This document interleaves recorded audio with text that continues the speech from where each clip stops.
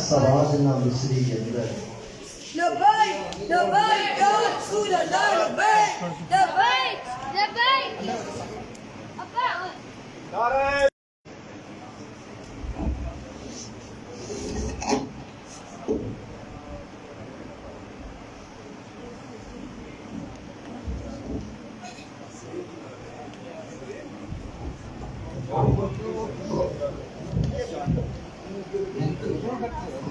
من فرمایا ہے مومنین پر، میٹھا نبی عطا کیا ہے۔ یہ پورا ٹاپک ہے، پوری ہسٹری ہے کہ ہم اپنے بچوں کو محبوب کائنات صلی اللہ علیہ وآلہ وسلم کی صورت بھی پڑھائیں، محبوب کائنات صلی اللہ علیہ وسلم کی سیرت بھی پڑھائیں۔ اب ہمارے پاس دو چیزیں ہوں گی، صحابہ اکرام اسلام قبول کرتے رہے، نبی کی صورت کتنی میٹھی تھی، کتنے صحابہ نے کلمہ پڑھا تو رخ بدوحا کو دیکھ کے پڑھا ہے۔ محبوب کائنات کی سیرت کتنی میٹھی تھی، کتنے ہی صحابہ ہیں جنہوں نے اسلام کو قبول کیا ہے تو محبوب کائنات کے اسوہ کاملہ کو دیکھ کر قبول کیا۔ یہ دو واحد ذریعے ہیں جو اسلام کے دنیا میں پھیلنے کا سبب بنے۔ محبوب کائنات کی صورت بھی اسلام کے پھیلانے کا سبب بنی، محبوب کائنات کی سیرت بھی اسلام کے پھیلنے کا سبب بنی۔ اللہ فرماتا ہے کہ میں نے من فرمایا ہے مومنین پر۔ مرد کر رہا تھا کہ یہاں میاں محمد بخشر رحمۃ اللہ علیہ نے جو فرمایا ہے کہ میں سر سے پڑھ نہیں سکتا، میں قرآن سے اولیاء اعظام کے، صفحہ اعظام کے کلام کو ٹیلی کیا کرتا ہوں کہ یہ ویسے کلام تو کہتے نہیں تھے، اور موجودہ کسی شاعر کے کلام کو میں ٹیلی کرنے کی کوشش کی، ضرورت ہی نہیں پڑتی ہے۔ اس لیے جو تپلے کی تھاپ پہ محبوب کائنات کی نعت لکھے، رب کعبہ کی قسم ہے میں اس کو نعت مانتا ہی نہیں مانتا۔ انڈیا کا گانا چل رہا ہے، سوز بنا کے ساز بنا کے تاکہ کچھ ملے گا، اور اس لے پہ تاکہ لے ہو اور نوٹوں کی برسات ہو، جو نعت لکھے گا وہ نبی کی نعت نہیں دنیا کی سوغات حاصل کر رہا، نبی کی نعت نہیں پڑھ رہا۔ میں یہاں سے رخ میرا پھر نہ جائے کہ نعت کیسے لکھی جاتی ہے۔ پیر میر علی شاہ صاحب رحمۃ اللہ علیہ تعالی، اس صورت نو میں جان آکھاں کہ جان نہیں جان۔ آپ کیا سمجھے کہ جب پیر میر علی شاہ صاحب رحمۃ اللہ علیہ نعت لکھ رہے تھے، آپ سے بڑا عالم دین، اللہ کے قرآن کو سمجھنے والا، نبی کی حدیث پر عبور رکھنے والا، آپ کی ذات سے بڑھ کر ادھر دکھائیں تو صحیح، جنہوں نے قادیانیوں کے چھکے چھڑائے ہیں، میرے پاک نبی کے ختم نبوت کا سب سے بڑا محافظ سید زادہ، جب آپ نے نعت لکھی ہوگی تو قرآن تو پڑھا ہوگا۔ سب سے بڑھ کر صفات تو اللہ نے محبوب کائنات کی قرآن میں ذکر کی ہے۔ پھر میرے پاک نبی کو جو آپ کی شمائل اور رخ بدوحا کا ذکر حدیث میں ہے، صحابہ اکرام نے جس کو ہم تک پہنچایا ہے وہ بھی آپ کے مطالعہ میں ہوگا۔ قرآن کو بھی پڑھا، اس کے بعد حدیث کو بھی پڑھا، پڑھنے کے بعد آپ نے کنسیپٹ بنایا ہوگا، تصور بنایا ہوگا، تصور میں جو شکل و شباہت آپ کے دل و دماغ میں ابھری، اس جو شکل و شباہت کو حاضر کر کے اللہ کے پاک نبی کا بیٹا جب وہ اللہ کے نبی کی نعت لکھ رہا ہے، اور پھر کہتا ہے اس صورت نو میں جان آقا کہ جانے، پھر کہتے ہیں کہ صورت نو میں جان آقا کہ جانے، جہان آقا سچ آقا تے رب دی میں شان آقا، جس شان تو شانہ سب بڑھیا، سبحان اللہ ما اجمل کا، ما احسن کا، ما اکمل کا، کتھے مہری علی کتھے تیری سنا، مشتاق اکھاں کتھے گاڑیاں۔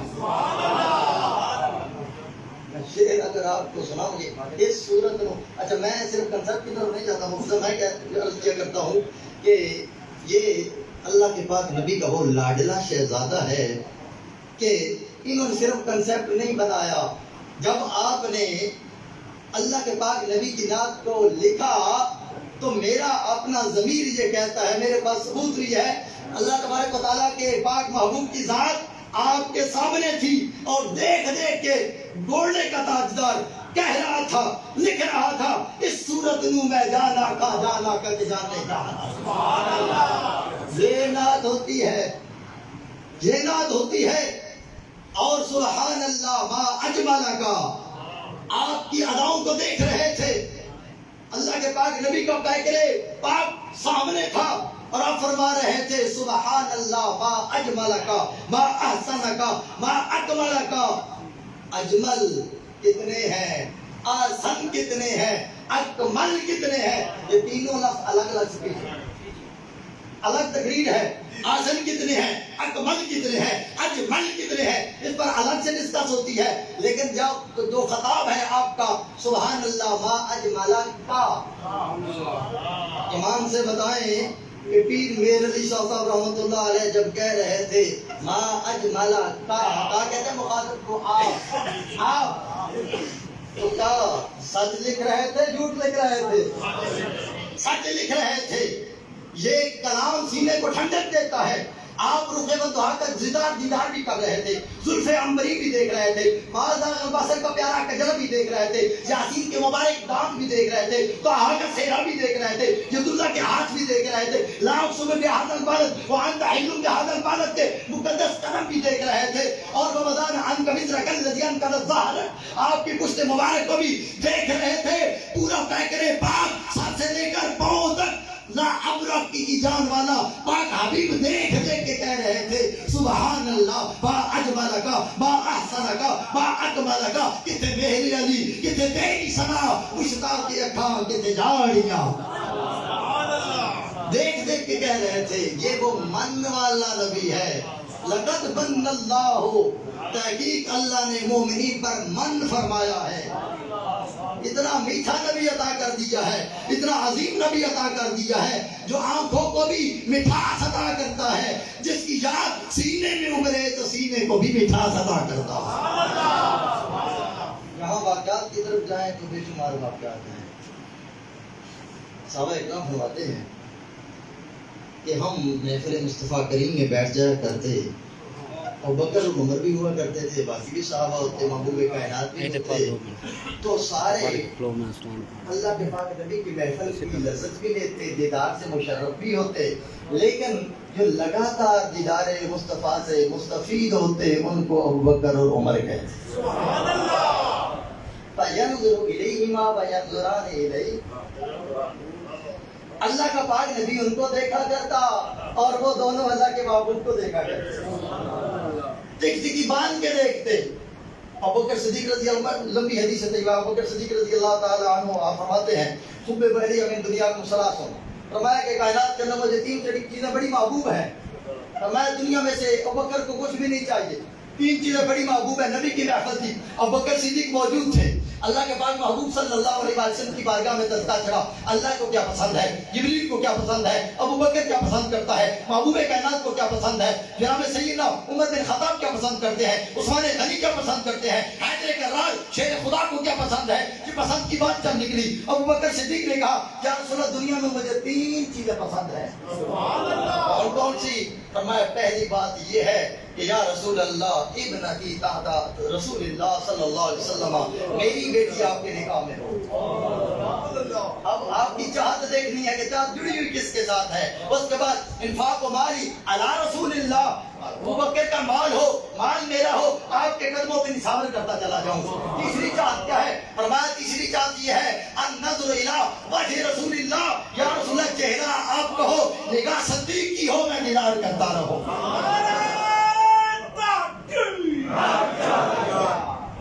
آمد مصطفیٰ مرحبا مرحبا، سرکار کی آمد، دلدار کی آمد، مکی کی آمد، غنی کی آمد، سونے کی آمد، آمد مصطفیٰ. نگاہ صدیق کی ہو، چہرہ مصطفیٰ کا ہو، میں دیدار کرتا رہوں. لقد من اللہ علی المؤمنین. حضرت فردوسی کا واقعہ اگر ثابت ہے، ایسی لمبا واقعہ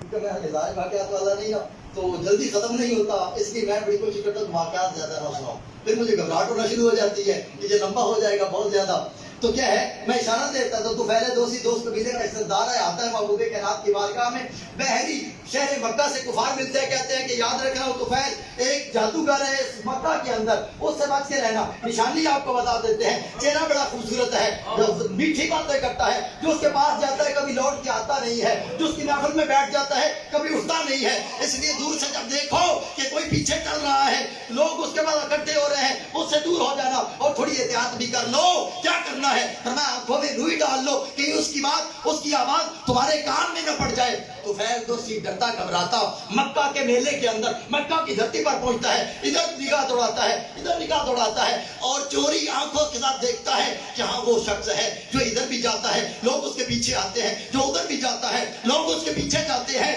اور اپنی آنکھوں کے ساتھ دیدار بھی کرتا ہے دل مانتا ہے کہ یہ کہتے ہیں کہ یہ ایسا ہے یہ جادوگر ہے یہ ویسا ہے یہ ایسا نظر نہیں آتا ہے تھوڑا قریب جاتے ہیں جب لب کھلتے ہیں رب کعبہ کی قسم ہے کان سن رہی تھے نہیں رہتے لب کھلے یہ لب موت جو ہے وہ گلاب کی پنکھڑیوں کی طرح عظیم نازک لب کھلے لبوں کی حرکت اتنی میٹھی تھی لبوں کی حرکت کو دیکھا آواز سنی نہیں تھی ان کا دل چاہا کہ کانوں سے روح نکالوں محمد کے قریب چلا جاؤں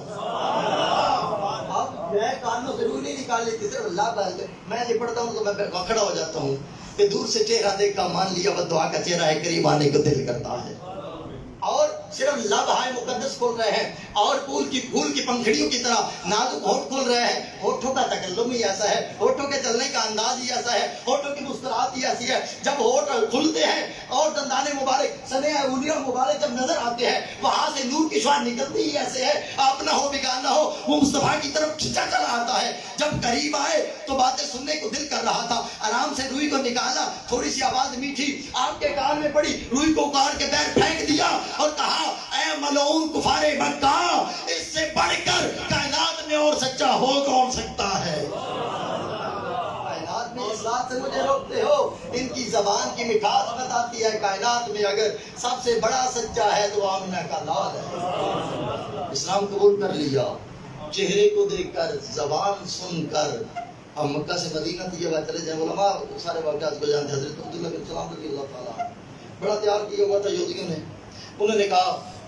کہ تم ہمارے عالم بھی ہو تورات کے جو اچھی طرح سمجھنے والے بھی ہو تو تم نے آ کر جو نبوت کے دعوے دار ہیں ان کا مقابلہ کرنا ہے بات چیت کرنی ہے تو وہ بڑے بیٹھے ہوئے تھے آ کر تیار کیونکہ عالم تھے کہ اللہ کے نبی آئیں گے میں بات کروں گا میں ان کو جھٹلاؤں گا ثابت کروں گا کہ تم اللہ کے سچے نبی نہیں ہو محبوب کائنات صلی اللہ علیہ وسلم مدینہ میں جلوہ گر ہوئے وہ دوحہ کے چہرے پر نظر پڑی محبوب کائنات کے گرد پروانوں کا ایک پورا جمع غفیر تھا عبداللہ بن سلام نے چھپ کر دور سے دیکھا جب دور سے دیکھا تو اپنی زبان سے بعد میں خود بیان کرتے ہیں اللہ کی ذات کی قسم ہے یہ کسی جھوٹے کا چہرہ نہیں ہو سکتا خود بول کے کہتے ہیں کہ کسی جھوٹے کا چہرہ نہیں ہو سکتا محبوب کا چہرہ بھی میٹھا ہے محبوب کائنات کا باطن آپ کی سیرت بھی میٹھی ہے لقد من اللہ علی المؤمنین فرمایا من فرمایا ہے مومنین پر مالک کے صدقے جائیں مالک کی حکمت کے صدقے جائیں فرمایا جب احسان کرنا ہے تو جو احسان کو قبول کرے نا اس کا ذکر ہونا چاہیے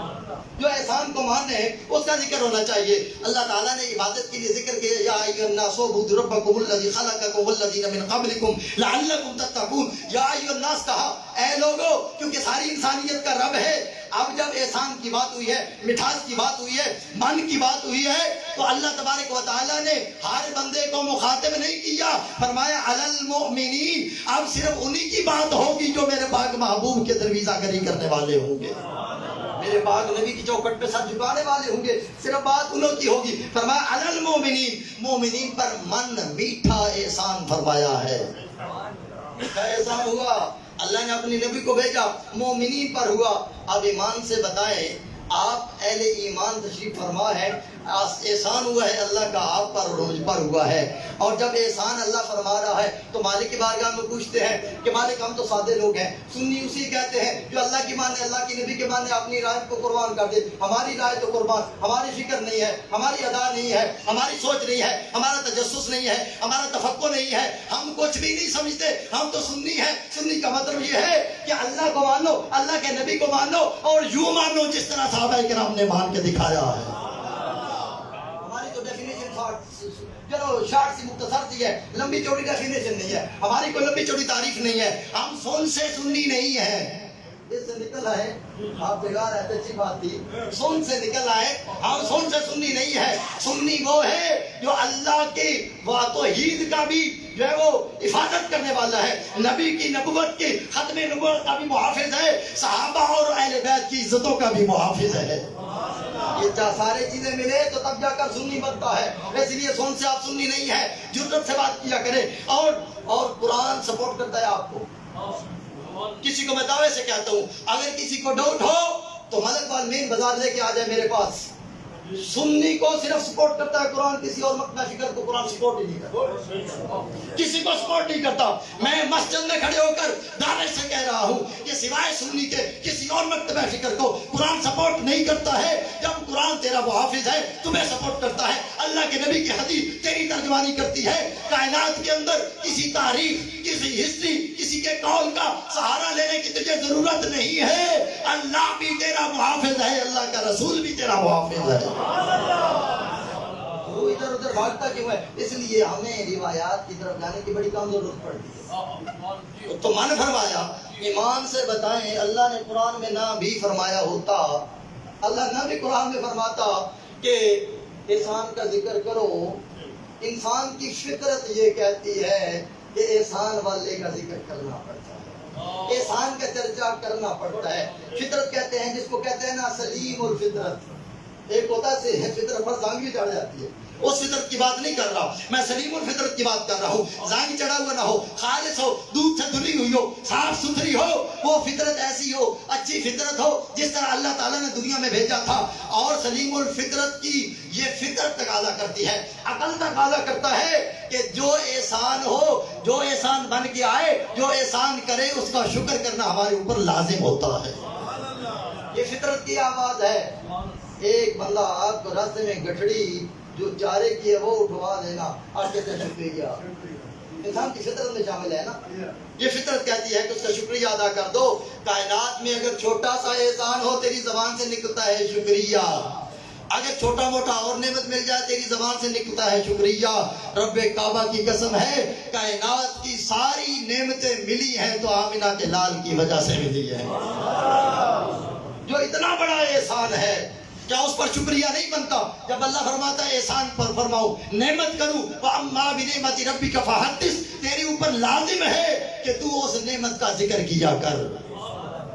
حضرت آدم سے لے کر جناب سیدنا عیسیٰ تک ہر نبی اور رسول کا یہ ذمہ داری اور ڈیوٹی تھی کہ میرے پاک نبی کا چرچا کرنا ہے۔ ہر جانے والے نبی جو ہے آنے والے نبی کو بتا کے جاتا تھا کہ ختم نبوت کے تاج والا آئے گا۔ جناب عیسیٰ نے بھی اعلان کیا، ہر نبی اعلان کرتا رہا، حضرت آدم کو بھی پہچان کرائے گی، انہوں نے بھی اعلان کیا۔ حضرت ابراہیم علیہ السلام نے کعبہ کی دیواریں بلند کرتے ہوئے اعلان کیا تیرے اور میرے نبی کو ماننا اور مانگا، دونوں طریقے سے ہر نبی اعلان کرتا رہا۔ جب اللہ نے ہر نبی سے اعلان کرایا ہے، بلکہ عالم ارواح میں اللہ نے وعدہ بھی دیا تھا،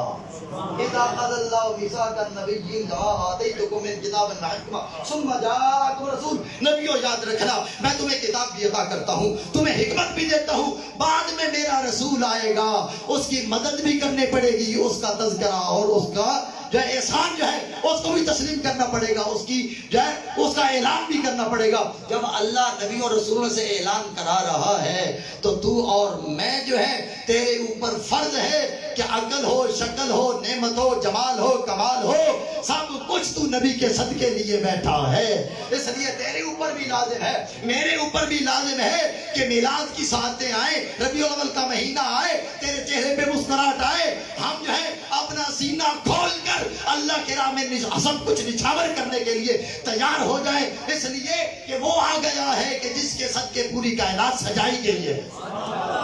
وہ آ گیا ہے کہ جس کے صدقے ساری کائنات کو سجایا گیا ہے۔ لقد من اللہ علی المؤمنین، فرمایا مومنین پر احسان کیا ہے۔ تو ہم میلاد میں رہتے ہیں، وہ کہتے ہیں لکھاؤ کتنے لکھا ہے، اے جڑے دن گزرتے ہیں پہلے نا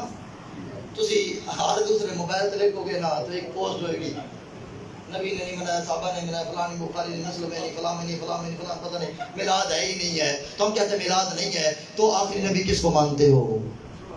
کبھی سوچتے ہیں آپ وہ کہتا ہے میلاد ہے ہی نہیں. وہ میلاد نہیں ہے. میلاد کا معنی دو. اگر اس میں ظرف لینا تو میلاد پیدا ہونے کی جگہ,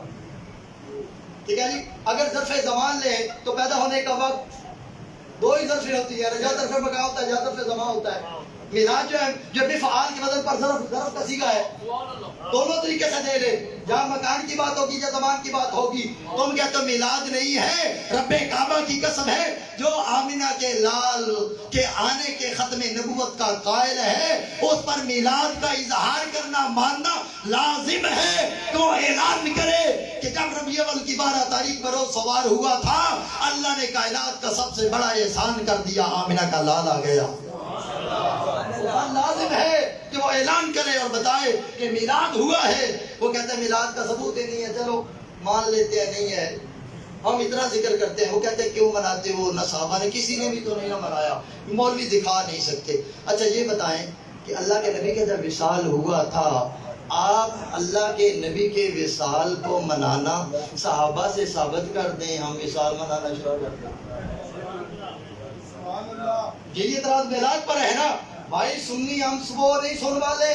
اعتراض کا کرنے کا آپ کو بھی حق حاصل ہے. ساری عمر آپ جواب دیتے رہیں گے. ہم پر کہتے ہیں کہ کسی نے منایا ہو, پہلے سال دوسرا سال صحابہ نے منایا, ابو بکر نے منایا, عمر عثمان علی نے منایا, نہیں منایا. ہم کہتے ہیں چلو نہیں منایا,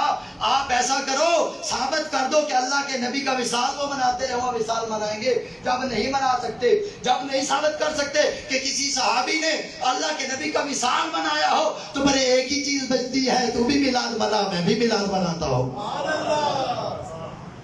جب وصال کسی نے نہیں ملایا. اچھا مزے کی بات یہ ہے, قرآن پاک کی آیت میں غور کرتا رہا, جہاں ہمارے ازمیش کا, موت و حیات کا ذکر آتا ہے, سورہ بقرہ کے اندر سٹارٹ میں ہی آ جاتا ہے وَلَنَبْلُوَنَّكُمْ بِشَيْءٍ مِنَ الْخَوْفِ وَالْجُوعِ وَنَقْصٍ مِنَ الْأَمْوَالِ وَالْأَنفُسِ وَالثَّمَرَاتِ. فرمایا میں تمہیں مال کمی کر کے, جانوں سے ثمرات کم کر کے, ہر اعتبار سے تمہیں آزماؤں گا. فرمایا وَبَشِّرِ الصَّابِرِينَ. میں یہاں لفظ سے بشارت پہ رک گیا. وَبَشِّرِ الصَّابِرِينَ کہ صبر کرنے والوں کو بشارت ہو. اللہ آزمائے گا بھائی, آزمائش میں کامیاب ہو گئے,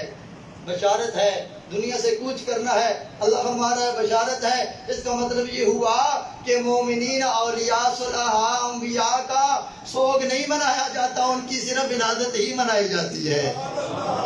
سوگ کیوں نہیں منایا جاتا؟ جو عارضی طور پر تھوڑا سا دکھ ہوتا ہے دنیا سے کوچ کرنے کا, 3 دن سوگ رکھا اللہ تعالیٰ نے. اللہ کے نبی نے کہ 3 دن سوگ ہے, سوائے اس کے کہ جو بیوہ ہو جاتی ہے وہ 4 مہینے 10 دن سوگ مناتی ہے. اس کے علاوہ 3 دن سے زیادہ سوگ نہیں منا سکتے, بھول جانا پڑتا ہے. ہم اسی لیے کہتے ہیں کہ ہمارے ولی دنیا سے کامیاب ہو کے گئے تو ہم ان کا سوگ نہیں مناتے. ابھی 1 سال گزرتا ہے, اگلا سال آتا ہے, وہ سوگ کا سال نہیں آتا ہے, وہ عرس کا سال آ جاتا ہے. وہ سوگ کا نہیں, وہ عرس کا سال آتا ہے. اس لیے کہ ولی کامیاب ہو کے گیا, مومن کامیاب ہو کے گیا, اور اللہ کے نبی نے بشارت سنا دی. جب